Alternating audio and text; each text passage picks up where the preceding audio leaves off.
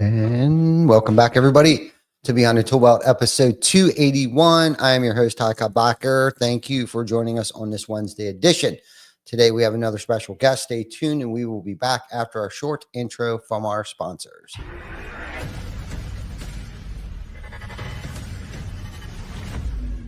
TC Backer. Roofing, siding, windows, gutter, solar. Roofing, siding, windows, gutter, solar. TC Backer.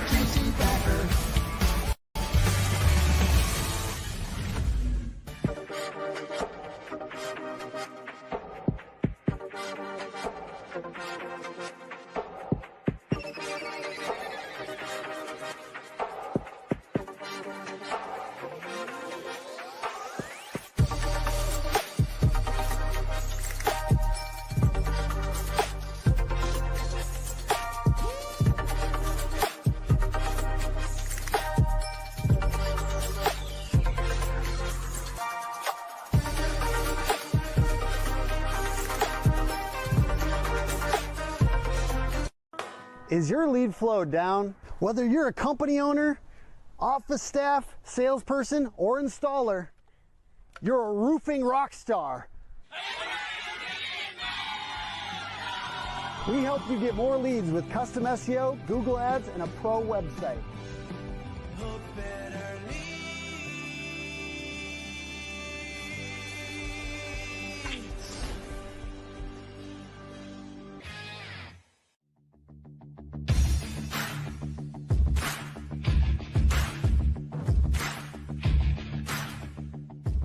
Welcome to Behind the ToolBelt, where the stories are bold, the conversations are real, and the insights come to you live, raw, and uncut. Every week, host Cobb Backer sits down to bring you the stories, the struggles, the lessons learned, and the wins. No filters, no scripts, just the truth. Please welcome your host of Behind the ToolBelt, Cobb Backer. Hey, welcome back, everybody, to Behind the ToolBelt, the podcast where we dive into the minds of industry leaders who are changing the game in construction, contracting, and beyond. Today, we have another special guest, my friend, David Bruno. Hi, Backer and Vic. Good seeing you gentlemen again. It's been a minute, so this is good stuff. I've been looking forward to this. Yeah, man, it's been a minute. I mean, it's got to be over a year, right, since you've been on the show? Yeah, it's been a little while. Yeah. Normally you come on a couple times a year, with whatever reason that is. I mean, obviously you're one of my favorite guests on the show. So I appreciate that. Yeah, always. We always have good conversations. Man. Yeah. It's always good stuff. Yeah. And you were an earlier adopter. I mean, you were probably one of our first in studio guests, outside of like Chris Markey or Mark Jones or somebody. Yeah. But you got to be one of the very first ones to come into the office. You and Mike came in that one time, I think, right? Yes. That was down at the old shop in the old studio. And we've always had a great conversation, usually pertaining to, marketing and stuff like that. And you're always great to have around and pick your brain about ideas and stuff and market trends and all that good stuff. And, when we say, industry trailblazers and game changers and stuff, you've always been in the marketing and sales space. So that's where you kind of get rolled into the fold. Yeah. For us, you've helped us along the way, several different times and potentially, in the future as well. And now that you're with a different company, you're with ABC 27 for those that maybe haven't seen you on here or following you on social media. And please do, because David kicks out a lot of content. He hosts these events, these, what are they called? Business Professionals of Harrisburg and Central PA. That's my networking group. I've been doing that. I pretty much started that thing, like I told you before, when I came here from California. Yeah. I just started to get my name out there and so that people could see who I was. And that's been about 9 years now. Really? And so it's up to about 3,500 members on Facebook and another 3,500 on LinkedIn. Wow. And then we got enough people engaged now to where those monthly networking mixers draw about anywhere from 35 to 45 people on average. And so I use those again for personal branding for me, but also to take a small business or somebody who's got a showroom or events coming up, they can just benefit from some additional eyeballs on what they have going on. So they're fun. They're good. They are fun. You hosted one here with us. Yep. And is that what's the after hours mixers? That's what those are. That's what that is. Okay. And I just rotate them. I try and do Harrisburg, Lancaster, York. We just rotate them. And Okay. again, if a business has a showroom, like last month, I did it at Goodall Pools and Spas up there in Mechanicsburg. Mhm. It's a big season for them. Obviously, they're going to be having a big Memorial Day push coming up, and so it was good just to kind of put some eyeballs there and get some engagement, some conversations happening. Yeah, let some people who may not have been familiar with what it is they have going on there to just kind of see what they're all about and engage with the ownership and things. Kind of like what we did here. Mm-hmm. You know, the people see, hey, we've got a new sales office here. This is what our people look like. This is what we got going on behind the scenes. Right. It does change the perception of a business when you do that. Yeah, no, most definitely. I mean, I think it's very important to get out of your shell a little bit and open up your establishment, right?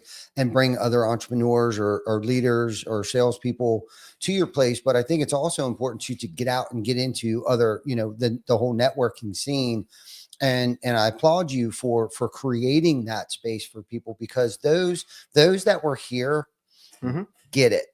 I could tell that they were here and there nobody was like pushy, because there's books out there how to network, and Story Brand talks about it. I think that's Donald Miller has a nice book out there, and there's a couple books out there about networking, right? And I've read them, of course, over the years and stuff. And it's like, I've been to networking events where people are just so pushy, and this is what I do, and you should use our product, and just come right out and just like vomit all over you, opposed to, like going there and introducing you to other people, and, and just kind of like modestly, introduce who you are, what you do, exchange contact information, but not even right away, just kind of like more so just trying to create relationships and that network, right? Because we've talked about it before, your network is your net worth.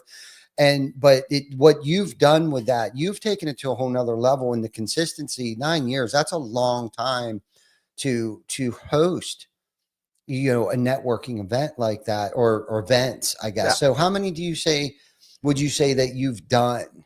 Well, what's happened is I've had those groups that I've managed on those online platforms for that number of years.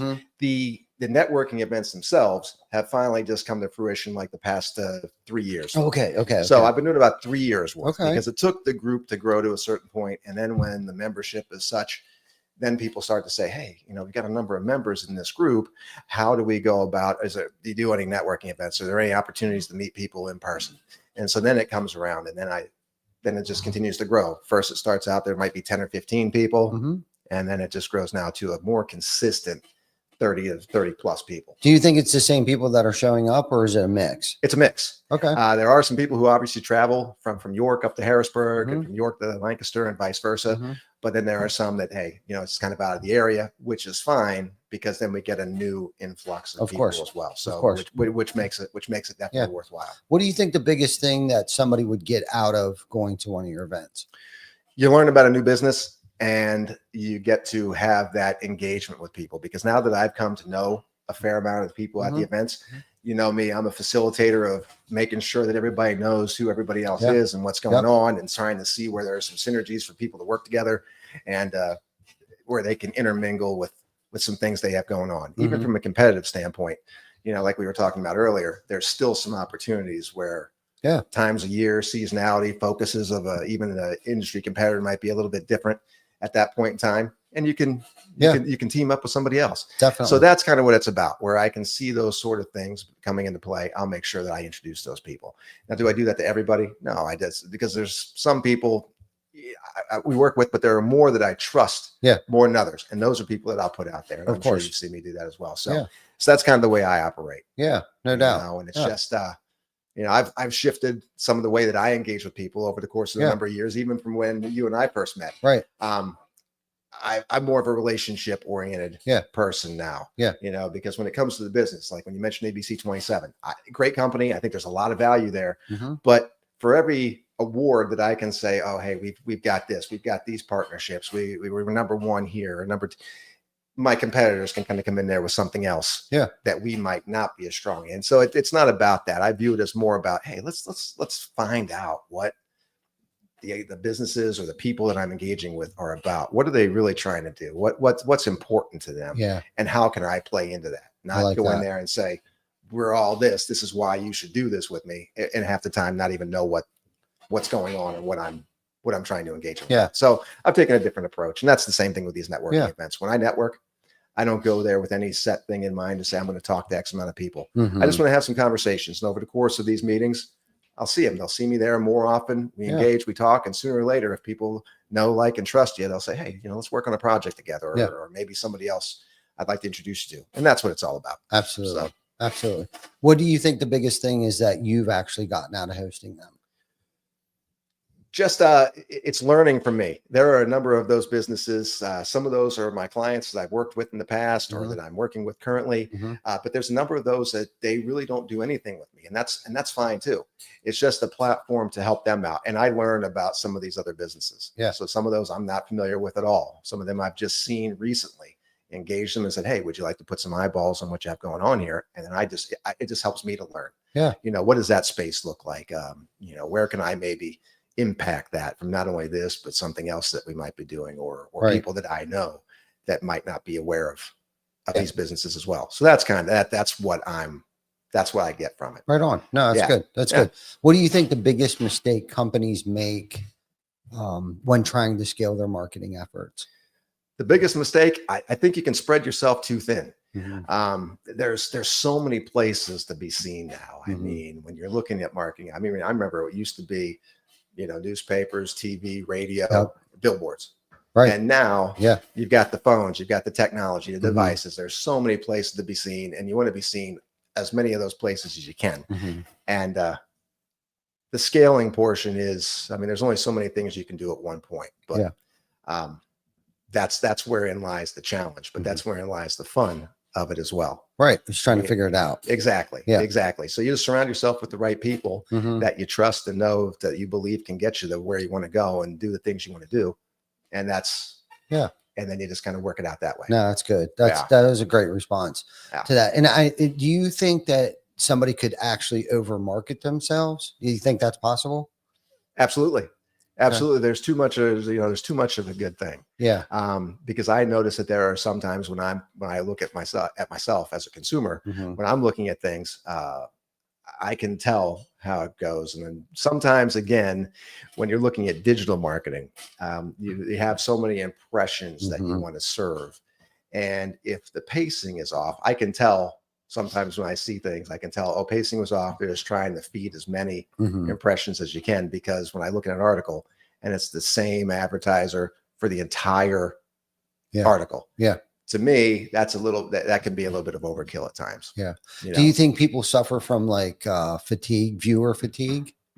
I do believe that's a real thing as well. Yeah. Yeah. Yeah. And it's kind of, I even view that when I do my social media. I even view that from, do I just want to put business posts on there constantly? Right. Or do I want to mix it in there with like a visit with my dad, out there on the golf course, or, being at a baseball game or something like that. I just mix it in because I think that the viewer fatigue is real. Yeah. And it can be on a social media side. It can be on a marketing side, on campaigns you're running. It can be the same thing. Too much is, and if you just mix it up and let people know some other things you're doing, like the things you're doing here with a lot of the community engagement. Yeah. It's not just all about, hey, these are the services we're doing for our customers.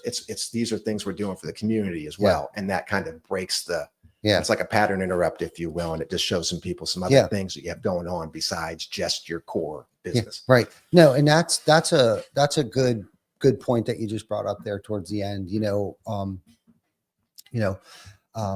getting involved with the community and stuff like that. It's but I think the thing that you got to be careful of is, as heavily as we are committed to our community and stuff, we don't want people to not know what it is that we do either.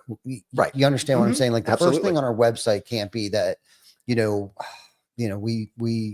help less fortunate people. Correct. Right. Because we are a roofing company. Absolutely. We're a roofing company that's heavily invested in our community and stuff. But so like, we got to just make sure that we've been around long enough, but I've gone onto people's websites already that almost appeared to be like a culinary school when actually they sell paint products. You know what I mean? Like they have this big picture of their building and it looks like a restaurant. And like, I didn't even know what was going on. It's like, and it was a lesson for me to view this like, oh, wow, because we're so heavily engaged with the community that I don't want people to like not know what it is that we do and like make that like the focal point, because it is nice what we do. And a lot of people appreciate what it is that we do. But like, I always try to make sure, like, if we're hosting an event, it's like, we are a roofing company, that this has been the vehicle for us. Yep. First and foremost, if it wasn't for the roofing industry, we wouldn't be able to do what you do for the community and do these other events. Yes, right. Exactly. And what we've also have tried to do too is share other people's stages, right? Whether it's a virtual stage or their business, their place of business, their locations.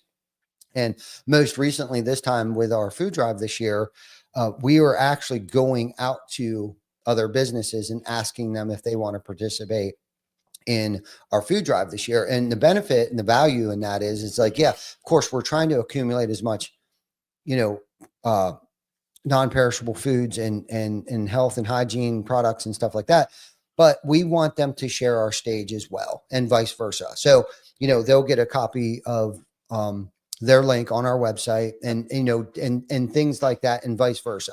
Mm-hmm. We'll post that we were there, we dropped the bin off, thank you and Primo Pizza had already filled, their container that we put out there. So it's kind of like we're plugging them the whole time and wanting them to be motivated to want to help us, because we've discovered too, because the first 2 years, like, this is something like we kind of tried to do on our own, thinking that more people would just come out of the woodwork.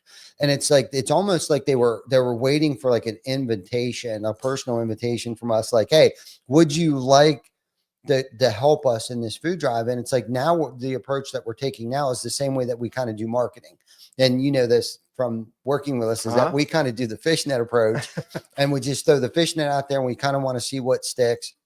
So now we're kind of doing that approach with our food drive this year. Like, we're throwing the fishnet out there to everybody, because ultimately and truly and sincerely, like, we are trying to make the biggest impact this year for these school students. And the reason why we're doing it June 27th is because that's when school's out. Most people will donate stuff around the holidays. Everybody's caring, everybody's giving, but nobody thinks about when these, and that's what goes through my head, is the students, these children that are still in school that, come from, not such a great situation, that usually get a meal or two during school season, but then school lets out during the summer months. That's when food pantries actually start to dry up. And I'm throwing that out there just to encourage anybody that if you ever in a caring, giving way and you're familiar with a local food pantry or anything like that, just keep in mind, not saying don't donate over the holidays. That's just as important as any time of year. But I think most importantly is over the summer months when the kids and students are out of school. That's when families are probably struggling the most. Just in my opinion, but anyhow, getting back to the viewer fatigue, I definitely wanted to plug the food drive, but not to that extent. But anyhow, so the other thing about viewer fatigue is that also those that create content suffer from content fatigue. Well, see, one of the things that when I look at that, one of the things that I think about it, there are a number of platforms, there are a number of places to market, number of tactics and techniques and these sort of things. However, within all those, it's the content, it's the creativity, it's the engagement part that's, you can say, okay, you're going to see me so many places, but what are we going to fill that with? What's going to resonate with the people we're trying to, and what type of messaging are we trying to do? Yes. And that's where I think a lot of things get lost. Yeah. Is that we just kind of set things up, you just let it ride. Yeah. And then eventually it there's a diminishing return on these things. So to refresh and make the most of these platforms that you're on and the different things that you're doing is big and critical. And, and to your point as well, you know, when you do these charitable things, you don't want that to be at the top of to where people that say, okay, you do a lot of charity stuff, but what is it that you actually, what do you actually do over there? You know? Right. We have to install roofs in order to be able to do these things. Correct. Correct. Right. So no, it's great. I mean, without the community, we wouldn't be who we are today. And that's why I know that's why, you know, we do the amount of stuff that we do, but we also kind of complement our marketing and branding. Like I said, sharing stages with other local businesses is kind of like a form of networking, not at the scale that you do it, but just at a different level, I guess, of trying to bring in other local business owners that, quite frankly, some of them, I don't know who they are. Yeah. You know what I mean? But now we've, you know, created a relationship with them, and then anything that they're getting involved with, they're more likely to ask us to help them out with things too. And then vice versa. We know who we need to go back to next time. You know, we're doing something else too. We're trying to raise money for something. And speaking real quickly of networking, and you and I talked about this again, Belmont Bean. Oh yeah. I was over there earlier. I'm there about once a week. Great venue. I've conducted numerous meetings in there. It's a great spot to meet and have conversations. And, you know, I just saw today, it's Jason and Chrissy's wedding anniversary. So congrats to those two. You know, big congratulations to Jason indeed over there. Yeah. And they serve excellent coffee too. Jason's a big supporter of us. They donate coffee and also work the booth at the home show and down at the 21 Turkey Salute. That's awesome. So, and then there's probably a couple other things I'm not even thinking about, but when it comes to, you know, marketing and brand awareness and things, what would you say your core principles and philosophies are that guide your approach? It just has to be all customer focused. I mean, I know that when we talk about our core business, like what you were just saying, the things that you've got going here, there are certain goals and certain metrics that we're trying to attain. When I look at all that, if I do things, I figure if I do things the right way by my clients, if I do what's going to help them to get where they want to go, I'm going to eventually fill the buckets that I need to fill for myself. I try and do it that way versus saying, okay, I need this, and the other thing. Let me go try and find somebody that I can squeeze this out there to. That was the way I used to do things. I mean, I think anybody who's been in sales has probably done that. If they haven't, or if they tell you they haven't, it's probably a mistake. You know, But so I've done that. But now I'm just saying, you know what? That's not going to get me a long-term. That's more of a transactional type of deal. That's not the things that are going to get me a long-term relationship or a long-lasting client. So I'm saying, what do they need to do? Is there something? Maybe there is, maybe there's not. If I can't help them and do it the right way and help them to maximize the money they're going to invest with me, then it's probably not even worth delving into. So that's kind of the way I do it. And that's the way I conduct myself. Yeah. That's good. That's good. And that comes from experience. Yeah. You know what I mean? It's not, I don't want to say it's sales 101, but I think as a seasoned veteran, as you are, you know, with helping other companies in multiple facets in different industries and things like that. And, you know, I know for me personally, I've relied on you heavily, you know, for questions to be answered or ideas, you know, and to help with that creative flow, you know, of getting our name out there and getting that brand recognition. And one of the things that, you know, channels that we chose was our charitable event. And, you know, but on many levels, how it has helped us, it has helped galvanize our culture. Okay. With pulling together the team for such a bigger cause than just installing roofs, right? Like we build more than just roofs and windows and houses and things like that. Like we hope that we're trying to build and make a stronger community, you know, in its entirety, whether it's, you know, supporting other local businesses, supporting families that may need a new roof, supporting families that are less fortunate, and making sure that their food pantries and shelves are filled, and the feeling that gives our team, knowing that they're being a part of that, is much bigger than just a job. Yeah. You know what I mean? It has created a brand that, you know, it's not me anymore. It's the team that has created a brand, and those people that we've impacted or have done services for has become our brand. And because of having conversations with you, and, you know, we've talked about this for hours. It's been a while, and I kind of miss those conversations. But, you know, with those conversations and realizing what it is that we've built here, it's much more than just a roofing industry, and it's much more than just being a marketing company that does roofing, and it's much more than a charitable company that does roofing. What it has done for the people that have come to work here and have been able to be an example for other companies that want to kind of model what it is that we're doing. That's true impact. That's real impact. That's the legacy that, creating a culture that people want to work for, creating a company that people are striving to be like. And that, like that, when we started this, that wasn't my intent. Yeah.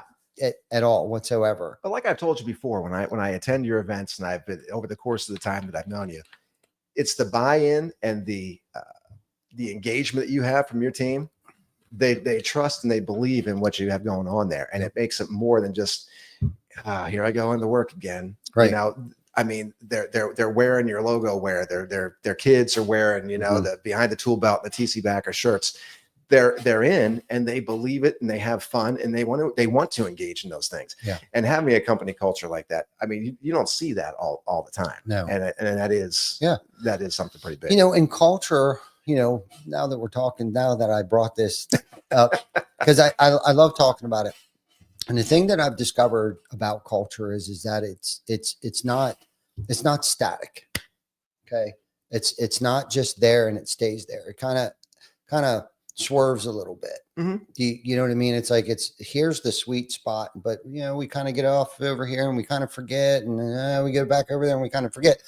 So I discovered that, and several years ago, it was kind of like, all right, well, what are we going to do to like re-recruit our team? Like, how are we going to keep everybody engaged, and how are we going to make them feel like they're a part of something much bigger than just coming here to work every day? And I think that has been one of the hardest challenges for me, is like, how are we going to one up this? How are we going to one up this? How are we going to make this one more special? How are we going to get more of the team involved? Because I can kind of see people starting to fade back into the shadows and stuff like that. And like, we're getting ready to attend the Peak Achievement Awards tonight, hosted by the York Builders Association. Nice. And I know for a fact that I'm hoping, I shouldn't say I know for a fact, that was pretty arrogant of me.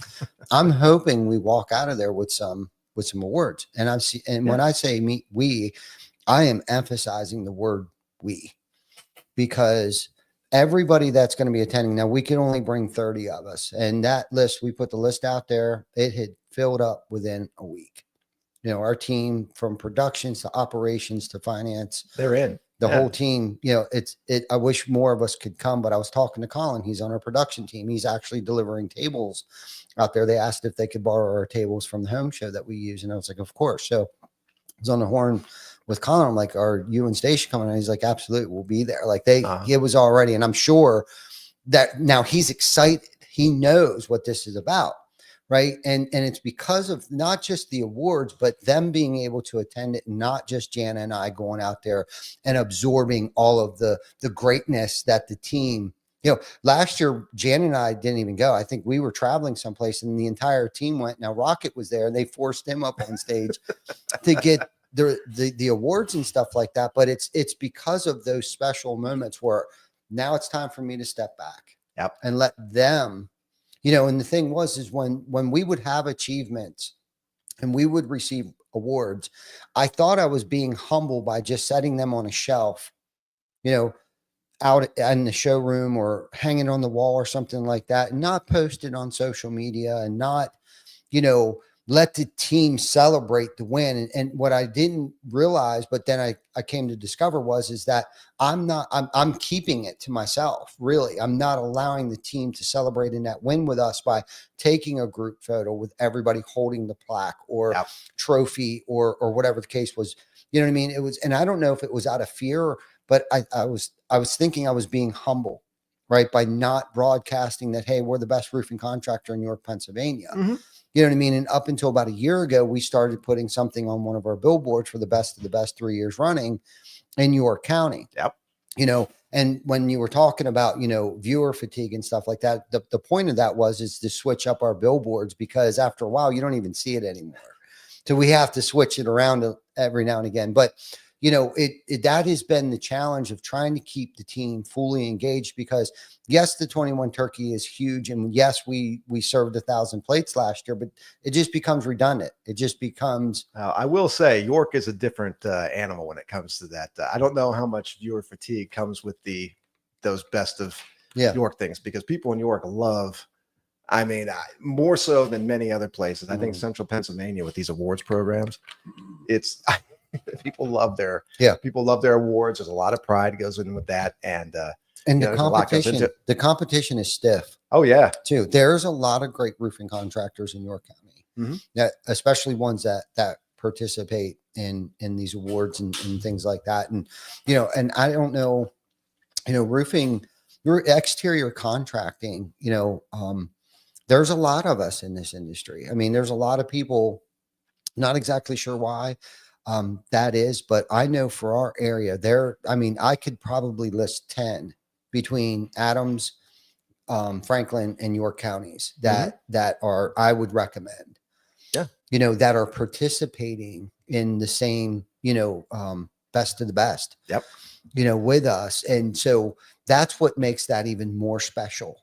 The good thing about it too is there's a lot of, I mean, even though you're in the same space, your focuses in many cases are going to be different. I mean, you're looking at a different type of customer. You might be looking at a different type of build or a different type of roofing scenario. And so there's plenty of business to go around. And like when I look at the things that I'm doing, marketing, I mean, heck, I mean, it seems like everybody's doing marketing now. And why would somebody contact me? And it's because we do a lot of the same things, but sometimes you just mesh better with somebody, or there's just certain scenarios to where, you know, I might play a little nicer than somebody else, or vice versa. Somebody might play with somebody a little bit nicer than me, and that's fine. There's plenty to go around, and there's just there's never a shortage of work for us to do. Not if you do it right. Correct. If you're doing it right, and you're treating people fair, and you're providing value, you'll always have work. Yeah. You know, doesn't matter what line of business you're in. And of course, your network and the people that you know, and the relationships that you build over the years, you know, if you can partner with good clienteles, good human beings, you know, and that's been one of our strong suits is, you know, there's people that we've done business with for a very long time. You know, when times are good, you know, things are great. And when things aren't so good, because they're such a rock solid company, we still tend to get through it with them. You know what I mean? It has really, truly become, you know, partnerships, you know what I mean? And I think that says a lot about a human being. It says a lot about companies too. If you can have, you know, relationships over 10 years, whether it's a friend, marriage, a partnership, you know, over 10 years, that says a lot about both parties. Absolutely. You know, not a lot of people can do that. Most, you know, 80% of roofing contractors go out of business in their, you know, first 4 years. Okay. And a lot of people don't know that. So, and I say that, you know, to those that have made it, I big shout out to those that made it past, you know, their 4-year mark, because trust me, I've been doing this a long time, and I know it's not easy. It's not an easy industry. There's a lot of overhead. You're dealing with the general public, you know, it's just tough. And, you know, there's a lot of things that we can't control, and weather's one of them. Right. Okay. And to try to massage, you know, clients and homeowners, and it's tough. And then to take it one step further, most businesses, I think 90% of businesses go out of business in 10 years. First 10 years. You know what I mean?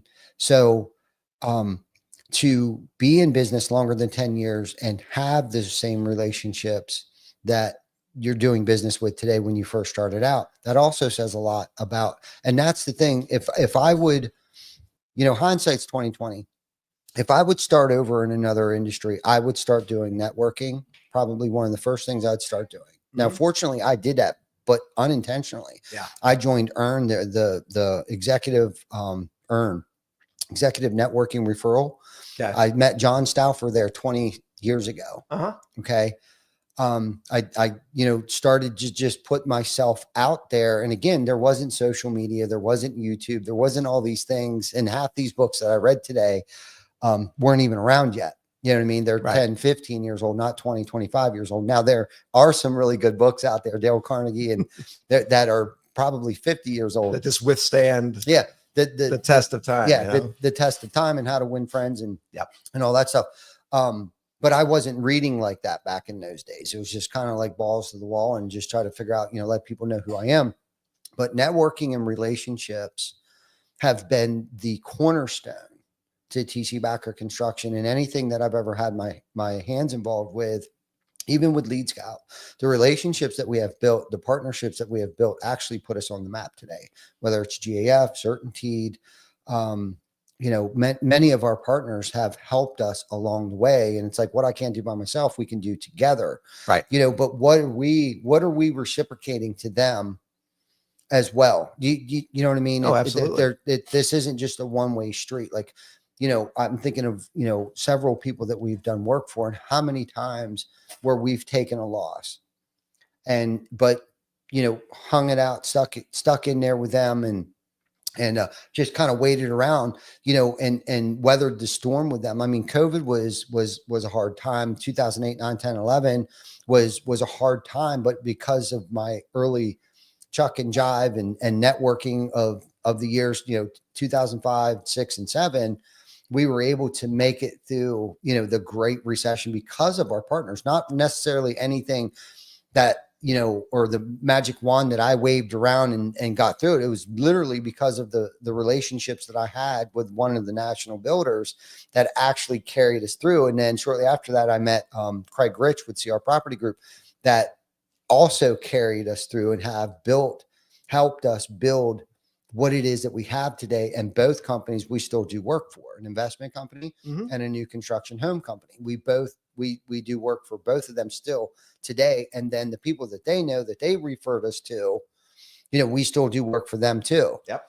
You know what I mean? And that's kind of how that has blossomed into, and there's a couple other things that played into what has helped us become who we are. But really the cornerstone and the foundation of who we are today is from our partners. Yeah. And that's the thing, because we're all here trying to establish new relationships, get new business from people, a lot of people in many cases that we don't know. And that's where I think the networking helps, because the networking kind of puts you in place, lets you be known by people. It's where they have the opportunity to know what you're about and to build a little bit of trust in you, because there are so many people just calling and hammering doors and knocking. Yep. And that's going to work because there are many people that when they do a job or they get a new customer, they just assume that the customer is not going to go anywhere with little or no legwork attached to it.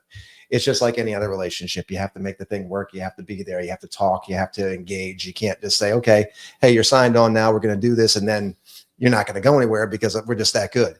It doesn't work that way, unfortunately. And they may stay with you for a while, but if they don't hear from you, they don't know you. Yeah. The next person that calls, especially if there's been some problem or you see something that hasn't quite worked out the way, but you haven't done anything about it, but somebody calls you, a lot of the times those representatives don't even realize that that's gone away. Right. And I think I've kind of done my best to get beyond that, to where the relationships I've established, hey, are they always perfect? No, they're not always perfect. There are always things that can be tweaked or some things that we can adjust, little bumps in the road, but hopefully the relationship aspect of it gives me the opportunity to make things right, to fix some stuff, to keep things on track versus they just disappear and vanish and say, oh, well, that person, Bruno will notice that we're not there when there's a 0 on the, on the invoice for the month. Right. No, that doesn't happen because I'm in touch with people. I stay and do my diligence to make sure that I'm doing right by those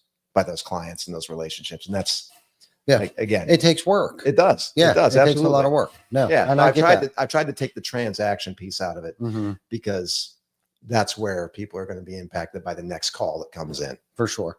Yeah, for sure. And it's not to say that people don't have multiple people. Like, you deal with many marketing people, and absolutely nothing wrong. I just like to be a piece of that and be able to provide some insight and have you reach out to me once in a while and say, hey, what's your take on this? Which I've always appreciated that. Yeah.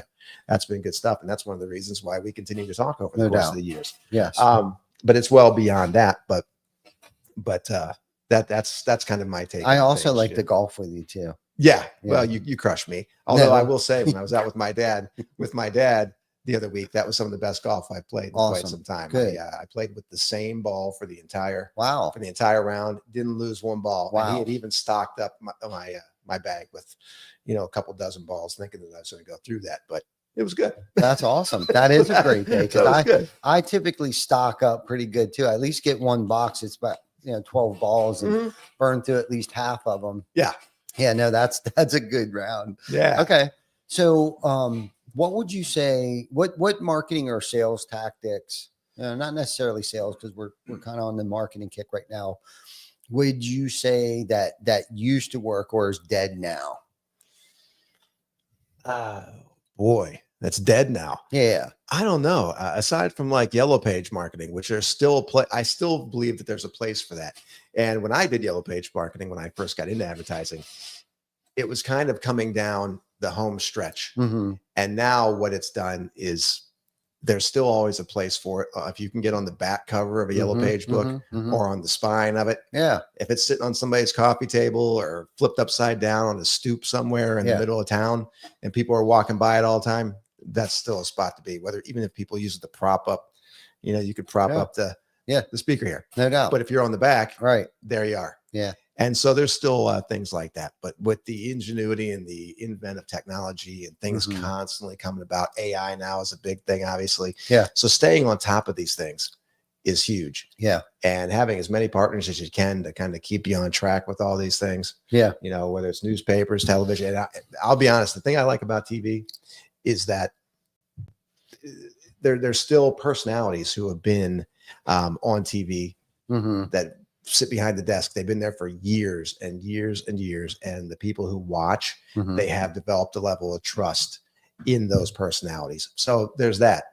And the people who advertise on there's a level of trust and kind of they associate it with the people they've seen on there forever. So it's fun. Yeah. But more or less it's just a matter of being one avenue for people to advertise. There's many places to be seen. You want to be seen as many of them, and TV and some of the digital components are just a part of that. Yeah, for sure. It all works. It all plays together, and it's just a matter of the creativity that goes into it. Yeah. No, and that's a good point. And in a phone book, I mean, think about the shelf life. I mean, that thing's not going anywhere. I mean, it's going to be sitting there for years, even if it is 3 years old. Yep. You know what I mean? So the shelf life. So that's a good point. That's a good point. What do you think most businesses are sleeping on right now and not utilizing enough? I would say on the sales side, social media. Okay. I use, like, for instance, LinkedIn. I use LinkedIn all the time. I love it. I just keep it up in my background. I don't spend as much time as people think. People would think, man, you must be on there all day. I'm not. I spend maybe about 10 minutes a day on it. 10 or 15 minutes with putting my content on there. But I think that's a great way for salespeople to get in front of other people. I agree. And just to let businesses know what you're about before they even meet you. I think that warms up calls in a big way. Yeah. Yeah. And so I've been spending time more on working with my LinkedIn connections than I have really doing much else. Do you get a lot of traction out of LinkedIn? Is that that's not dead yet? No. Okay. No, I think LinkedIn's still kind of on the upswing. Okay. Wow. Yeah. That says a lot about them because they've been around for a while. LinkedIn, man, like, is it older than Facebook? No, I think Facebook's been around a little bit longer than LinkedIn, but LinkedIn's managed to maintain their status as a business networking thing. Professional networking. Yeah, for sure. Again, just like anything else, you'll start to see politics creep in there. Boatload of spam.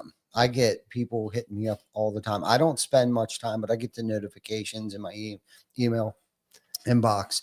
And I just delete it, man. There's just so many creeps and scammers out there, I feel. And same with Facebook. I get hit up all the time. So that's why on LinkedIn, I use, if I'm going to introduce myself to somebody, I see too many times to where you get a connection invite from somebody. And the second you accept it, there's a full paragraph sales pitch on it. And I'm just, turned off. Yeah. Right away. Like me, if I connect with people after some time, I'll say, hey, I would grab a coffee and just have a conversation. If you're up for it, if you've got some time available, let's do that.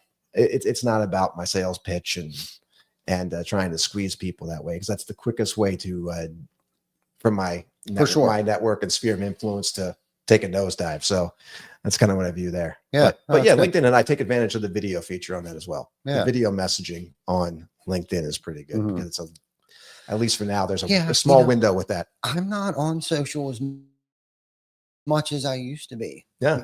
I just, again, I find it, I don't know, it gets me anxious, like a neurotic anxious for some reason. So, I mean, obviously we do this weekly. Yep. And I'll post stuff every now and again and trying to encourage the team, because you're right. Salespeople, you don't even have to be in sales to post stuff for the place that right. They should be sharing stuff. But again, I think your team becomes fatigued with just sharing, because we bust out so much content. It's kind of like you just roll over it. You just scroll over because it's so much stuff that we're continuously putting out there. But you touched on AI there just for a second. What's your take on, AI in sales and marketing? Is it overhyped? Is it underused? It's probably underused, but that's turning real quickly, and it's almost at a scary rate. I did not think that it would be. I mean, it's progressing much more quickly than I would have anticipated. Like when you can see these live avatars now of people. Scary. The thing about AI always, when I look back at like the Terminator movies back in the 80s, I'm thinking, people now technology wise is somebody just sitting there. I want to create that. I want that to happen. I want to be the Skynet of the 80s of the 80s. Yeah, right. But I think there was a time I said that stuff's never going to even be. It's never going to be there in my lifetime. But I'm starting to change my mind on that. It's just advancing way very, very quickly. And I think that it probably is underutilized right now, but I think it's kind of catching on to where businesses are saying, hey, we need to incorporate this into what we're doing. For sure. From a marketing standpoint, from the operations and sales standpoint. Yeah. Yeah. And there's so many different ways that it can be used now, artificial intelligence. I mean, buyer behavior, algorithms, and just, I mean, it can go so deep to writing blogs for you, keeping up on SEOs. And I mean, there's just so many things. And I think it's one of those things. I think there's two things that, businesses need to jump on the bandwagon right now is virtual assistants. Right. I think that's something big that I think a lot of people are sleeping on right now, that especially anybody in a management position, not taking advantage of a virtual assistant and delegating things to them so they can focus on higher level things and making the business better. Right. And that's something that we've leaned into. I got an in-house assistant, but we also use SMA. I'm just going to give them a plug real quick. Joe Huffman's team over there at SMA, and AI. I think AI, don't think that your competitors aren't using it. Right. To some extent or form, or the marketing company that they're using isn't using it. I mean, you don't be scared of it. It is what it is. It's just like when Facebook came out, right? People were like, oh no, it's a dating website. Well, it was so misunderstood. Yeah. Oh, You know what I mean?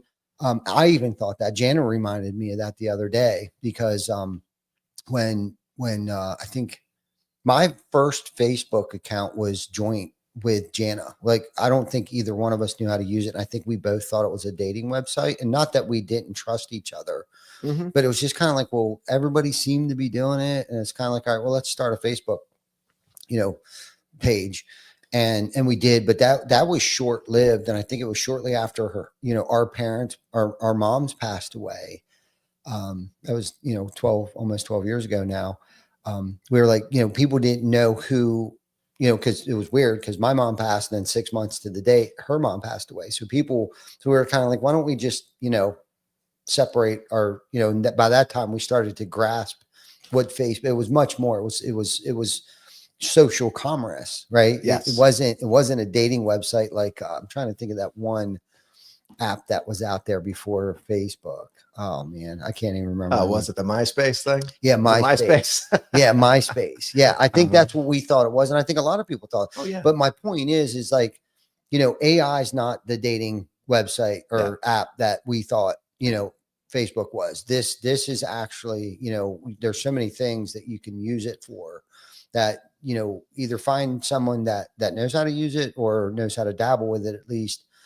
Because it'll change the trajectory of your business or your content creation. I mean, there's so many different ways that you can use AI today.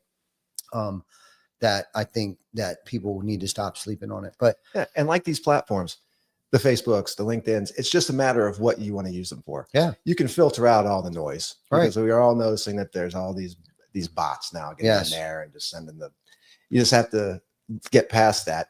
And that's just the unfortunate thing, but there's still a lot of good content on there and a lot of good information to be drawn out. And that's the truth. Yeah. I mean, it just makes a few more weeds to go through these days, but it can still be decent. It's still a relevant activity. What's one marketing idea that most people would disagree with, but you believe in? Marketing idea that people disagree with. That you don't like, you're all in on it, but you hear most people say, it's dead. Like some people might say door knocking is dead. Oh, I don't think door knocking is dead. I don't either, but is there something that, and I've said it just to be a dick to people, like door knocking's dead, but it truly isn't. That's the oldest form of sales outside of prostitution. But it still both work. Obviously, both of them can be very lucrative. But I was waiting for this to kind of go. Yeah, you know me. My mind doesn't take me long to get better. There we go. But is there something that you've always been like, you gotta make sure you're doing this, and people have doubted? Maybe that's a better question. Is there something that you've tried to implement into somebody's company that they've doubted and it came to fruition? It's like the social media thing and the cold calling beyond doing what I do. Mm-hmm. So obviously you see there the ABC 27, Good Day PA and all that stuff. Mm-hmm. The TV is a vehicle. Yeah. But the ideas that I try and convey are not always about things that specifically ABC 27 is doing.